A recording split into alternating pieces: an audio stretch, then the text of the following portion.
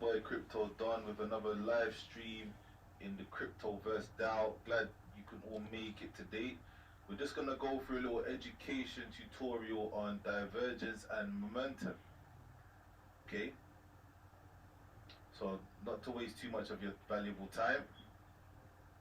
Trading divergence and understanding momentum. Very, very important when you're trading different cryptocurrencies, different currencies, commodities, etc. Because this plays a huge part in, catching moves with meaning, moves with momentum, right? You don't want to be in a move where the market is just ranging from side to side and you end up staying in a trade for a few hours before it actually makes its move, and by that time you could actually end up being on the wrong side of the market. Okay, so I'm just going to read from the materials we have here briefly. We will send the link in if you do want to go over these notes, and I will go through a few examples on the charts for you guys.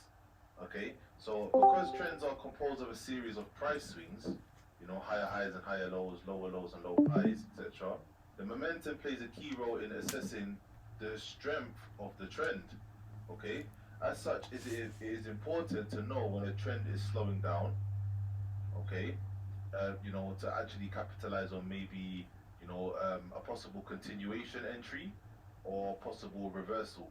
Okay, so the less momentum does not always lead to a reversal, but it does signal something is changing. Okay, and the trend may consolidate or reverse, like I just said. So when you have a lot of momentum in the market, okay, it's very, very important that you understand decent points of interest so that you don't get caught in the pullback, hit your stop loss and then continue, right? Price momentum refers to the direction and magnitude of the price. Comparing price swings helps traders gain insight into price momentum. So here we'll take a look at how to evaluate the price momentum and show you what divergence in momentum can tell you about the direction of a trend. Okay, let's just go to the chart real quick and see if we can find some examples of change in momentum. Oh, this was a nice gold short hit TP. Really nice. Quick 20 pips there. So yeah, if we have a look at this chart real quick, okay, we can see this higher low formation here on this this uptrend or in the lower time frames here. So you can see this sort of fake out. Price actually came back to retest this, but if we look here, let's scale out a little bit because can't really tell much. So we can see the momentum to the upside here, and we get this type of choppy movement, and then the momentum changes to the downside. Okay, it slows down. You get these bigger swings here. Okay, what it's saying, the pullback here, continuation, pullback, continuation. This section here, we can see the next pullbacks are not as deep as these pullbacks. The momentum starts to slow down, isn't it? The swings become a lot smaller until we drop off, and then we end up getting the reversal. Okay, just like that, guys. Let's go back to the article and continue. So price momentum is measured by the length of a short-term price swing. Steep slopes and long price swing represent strong momentum, while weak momentum is represented by a shallow slope and short price swing. Okay, shallow slopes and short price swings, like here. Short price swings as the price starts to consolidate. Let's go into a lower time frame. You can see how the price swings start to become short over here. We get this, and then we go back through that range again. And then look how the swings start to expand here, and then we start to slow down again. We get a change in, shift in momentum. Swings become, to the point where we're just moving sideways.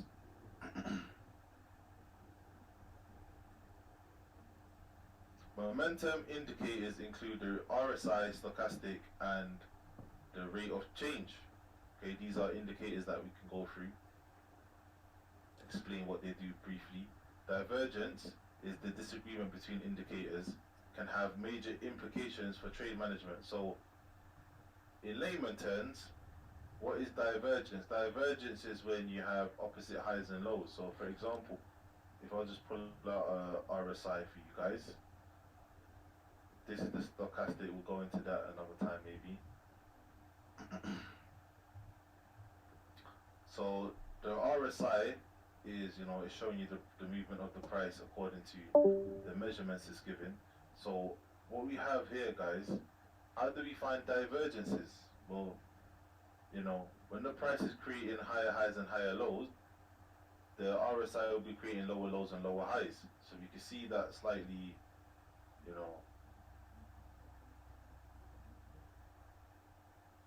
not so quiet there. Let me expand this a bit. Second, my guys. Go to maybe a higher time frame. See if we can catch a better divergence.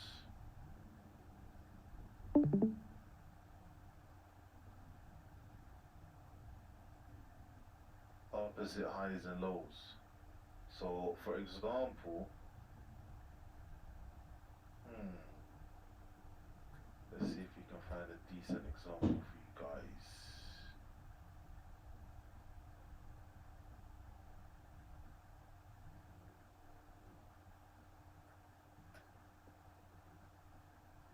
Let's have a look at BTC.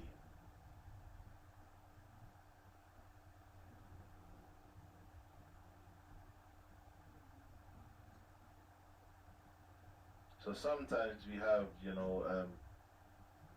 we've got different types of divergence. We've got hidden divergences, and we've got, regular divergences, different types of, different strength of divergence.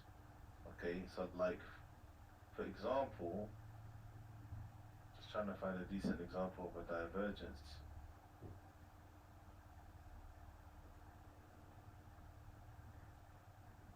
Okay, like here, for example, we had these higher highs and higher low formations. We pulled back here, price,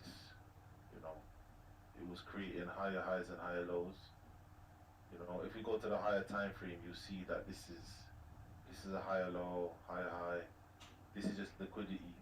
So from this higher low, we created this higher high, higher low, higher high. So here we have, if we mark out from this low to this low, and we mark this same place here, the lows from this part of the RSI to this part of the RSI, the same part, we can see how this is going up and this is going down. So when this does happen, then we have to wait for that shift in momentum, and you can end up catching entries. Like for example, when we had this impulse and then we had the pullback, you can pull a Fibonacci retracement tool, and then you can catch moves from 382 areas, depending on the type of trend that we're in. Okay, so we have other indicators like this one here, RSI divergence stories, which if you're not able to identify these divergences by yourself, it actually helps you identify where there could be possible divergences. Like straight away, you can see one right here, where the price is creating lower lows, but the RSI is creating higher lows. Okay, and we can see the type of this is a 50-minute divergence.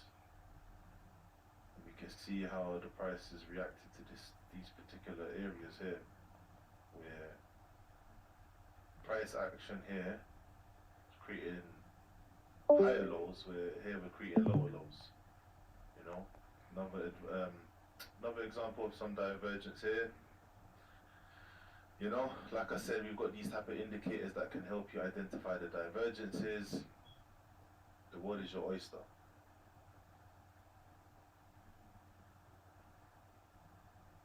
Now, a lot of these currencies, they have different characteristics, which we'll go into another time. So yeah, defining price momentum. The magnitude of price momentum is measured by the length of short-term price swings. The beginning and end of each swing are established by structural price pivots, which form swing highs and swing lows. Strong momentum is exhibited by a steep slope and a long price swing. Weak momentum is seen with a shallow slope and short price swing.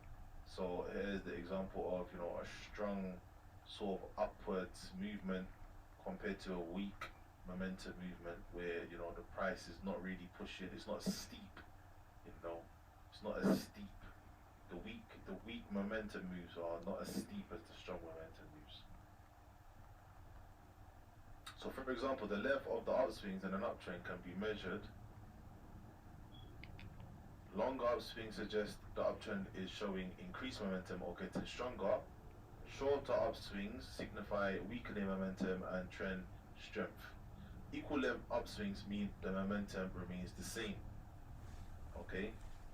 So equal length upswings could be, when the market is just moving sideways, like the market is just consolidating, like in this sort of range here where it's sort of equal upswings, and then we get this push to the upside after prices accumulated.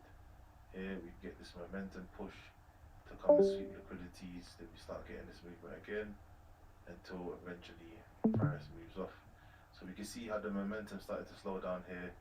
Okay, we got this push to the upside and then the momentum shifted. Boom. Then when we got here, we started to get this movement, and then all of a sudden, crash. We fall out the sky. So this is how they like to do it, and this is a way to identify when maybe possible reversals are coming in, or continuations. So yeah, common indicators for measuring price movements include the RSI, stochastic, and the rate of change, which we'll go into another time. I'm sure you guys have heard of stochastic. For each upswing in price, there is a similar upswing in the RSI. Like here, for example, we're getting these higher highs, and prices creating higher highs, and we can see from this line to this line, prices moving the same way. Here and here, prices move the same direction. But when you have areas where the price is doing the opposite highs and lows, this is where divergence comes into it. So this is another, this is the RSI indicator that I went through before. You see how the price and the stochastic here are agreeing. And this example where we're creating higher highs, but the price is creating higher highs and the indicator is creating lower highs. And this is where the divergence comes in. You can see how the price dropped off after this. Okay. Very, very helpful in with your trading analysis and finding entries. Markets ranging where the swings become a lot shorter and then eventually break out, catch some divergence. Like here, for example, opposite highs and lows. And what I mean by that is the RSI is going down, creating lower highs, and price is actually creating higher highs till we reach this pivot point, and then shift the momentum, and then price drops, breaks these structures, back, and then price continues. Okay, and obviously higher time frame, we're probably still in this examples probably still bearish. So when we came here, price started pushing up again. So yeah, guys,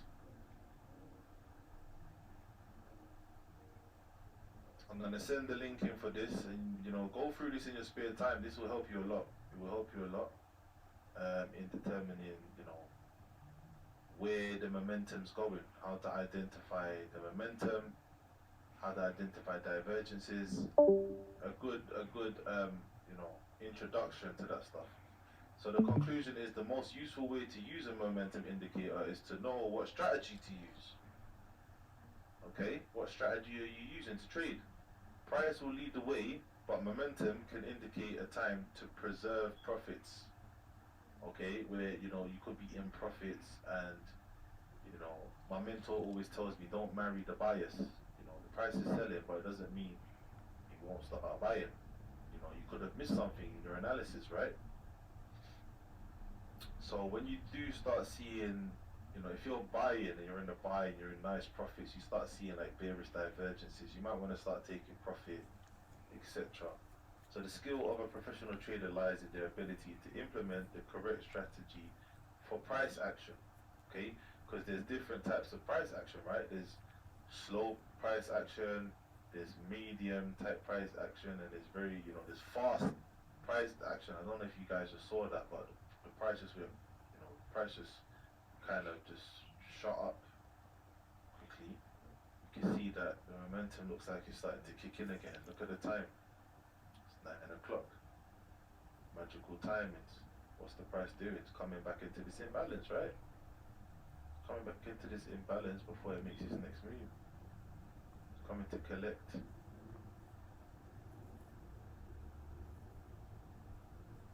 We always mark 50% of these areas. See if we can get reactions. There's loads of different strategies to use, guys. It just depends what you find that's consistent and what works best for you. I think the main thing with trading is all about timing. It's all about timing. When's a good time to find an entry? When's a good time to trade? When's not a good time to trade? When should you stay out of the markets? Okay. Now, for the swing traders that are trading on, 4-hour time frames, we want to be catching moves like up here, right? We want to be catching moves up here to hold all the way to the downside, When we come here, we start ranging, but on the lower time frames, these are still significant moves. Catching a decent pullback on this little mini uptrend, catching a decent pullback, still going to give you a really nice move on the lower time frames.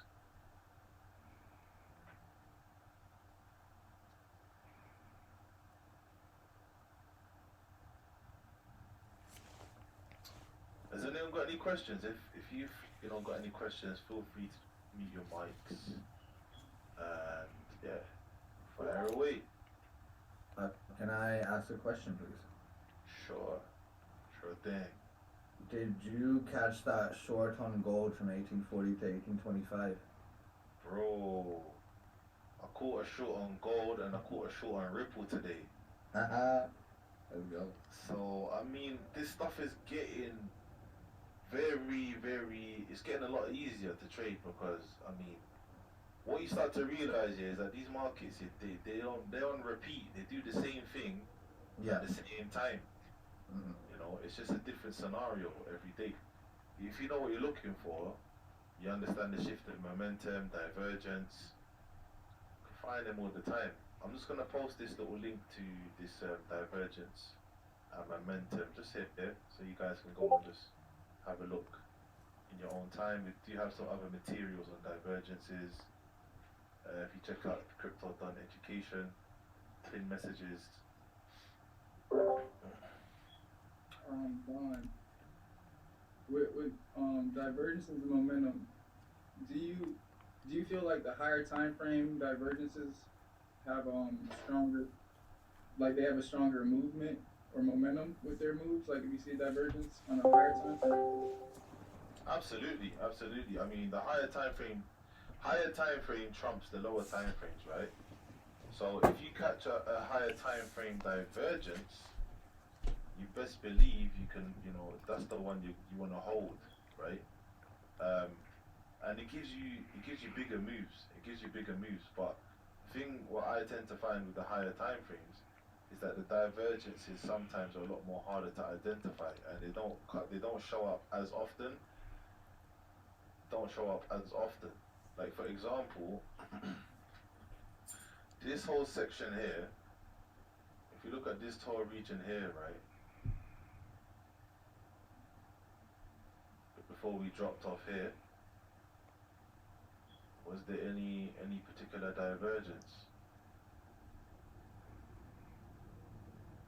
Sometimes you won't always see it on the higher time frames, but if you go to the lower time frames, you see them a lot more often. You know, maybe the 4 hour, the 4 hour down, I would say. But yeah, if you do find divergences on a higher time frames and they line up with your lower time frame analysis, then yeah, those moves are always going to be a lot stronger, sir.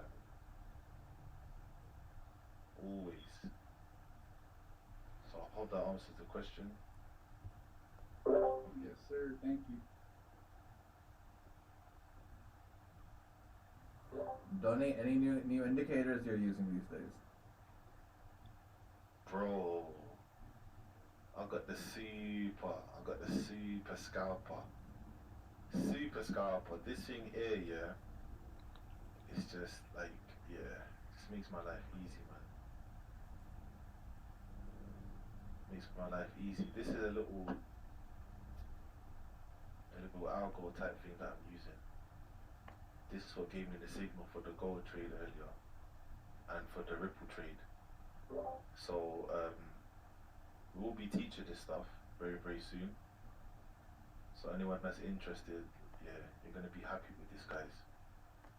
So we know that, okay, boom, if we look at London opening, we'll just have a quick look at this before we go. I've got training in a minute, mentor.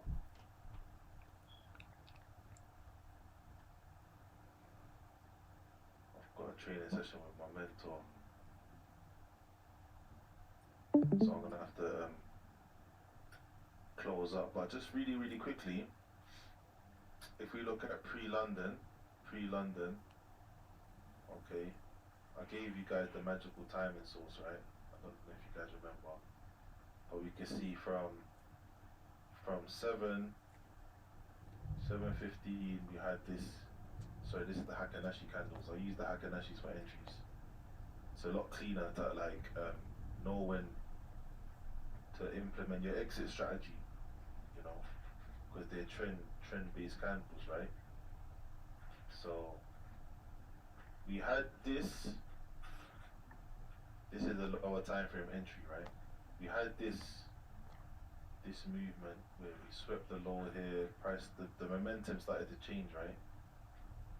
And then from when we had this, I knew that, okay, this was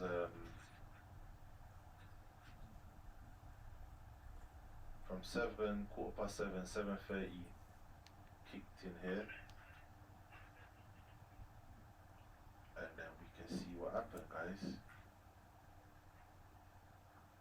Crossed up, pressure, buy volume, golden cross above the 200 moving average, and that's you take your entry. Me, I just scout for 20 pips, right? And I'm just taking multiple. Like even if you got in a late entry right at the top of this candlestick, you know, just risking maybe anywhere between 1 to 5% per trade, and you're gonna get really good results. Really good results. So yeah, it's a numbers game, guys. So every 10 trades we take, like 8, 9. By the end of the day, you're smiling. You know, regardless, whatever pair you're trading, this was the short here that lined up. So when we crossed here, we got the pressure, we got the volume, everything lined up here. You gotta wait for this golden cross, taking the, you know, what was the time? Look at the time coming up to 12. Momentum time. And then boom, catch your entry, you know, you hold your trade, and then bang, you know, take your pips. So yeah, I managed to catch a little scalp on Ripple today as well, 22% scalp. Same thing that happened here. It's exactly the same thing. It was round about here. Where was it? Yeah. So round about here, I saw this buy signal come in, and we were below the 200 moving average, right? So I was more favorable for shorts. So when I saw it come and retest, I knew that, okay, if we close above this, you know, possibly we could end up pushing up to come and take this high, possibly. because there's a lot of like liquidity sitting here, right? We could end up, hitting this and then moving down. But when I saw the rejection of the moving average, I thought, okay, well, we're coming into 12 o'clock. There's going to be quite a bit of momentum kicking in, and then we got the signal here, we got the cross as well, we got the pressure, we got the volume, and then on the next candle we got the golden cross. So I mean, we could have taken it here, but this is the safest entry using this. And then it's a bit of a later entry, but it's still gonna give you nice moves. You just catch your pips, and then you're off. So I was in this short. I caught 22% out of that, and I just closed it. And just thought, okay, well, I'm done for the day. Don't have to be greedy. So we put together multiple strategies. Each one cancels out the other one's weakness, and yeah, when they line up, they give you really powerful moves. Like this one here. This move here is okay. It's counter trend, right? We're below, but if there's enough pressure and enough volume, then you can always take these trades. Have a nice little, have a stop loss below the swing low, catch some moves. Got a nice drop here. It's a numbers game, guys. Take one here, take one there, take one there. And the good thing about the Heikin-Ashi candles is that when you catch a move, you can hold it. You hold it until the candle turns red. Then you know that, okay, we can exit, right? We can exit the trade. So I could have held this trade all the way till here, until we got this first red candle here, and I could have happily just closed with that. Doesn't matter. Doesn't matter if I didn't get the whole move, because guess what? There was another move that lined up straight after. Everything lined up on this candle. Take a trade. You can hold this until the candle turns green. So even if like you didn't take profit all the way down here, which I would have, even if we closed here, on this first green candle here where we got here, take our profit. That's still a nice significant profit, right? Catch the move here. It gave us the signal here. Everything lined up again. Cross pressure. Guys, this stuff is very powerful, and I want to teach this. I want to teach this stuff to you guys, innit? But I'm not really seeing much. What's the word I'm looking for? I'm not really seeing much like people that actually want to learn this stuff. This stuff needs more eyes on deck, because the more people that are using this, the more people are gonna make money. This is like a lot of time and effort to put into this. So yeah, you can hold this buy until we get this red candle here. Then just to be conservative, take a profit here. Nice. There's enough momentum. You talk about momentum. We're getting on these momentum candles. There's enough momentum to push, even if price is bearish and it wants to fall off. Even if it wants to fall off eventually, we're still catching longs. So yeah, guys, that's about it from me. I'm gonna have to shoot off, but thanks for joining. I hope you enjoyed the stream. There's gonna be a lot more to come, and yeah, we're gonna be up for the Asia session, Call of Duty and scalping, gaming and trading. That's what we be doing these days. It's gaming and trading. Getting it in, guys. So yeah, that's your boy, Crypto done. I'm out.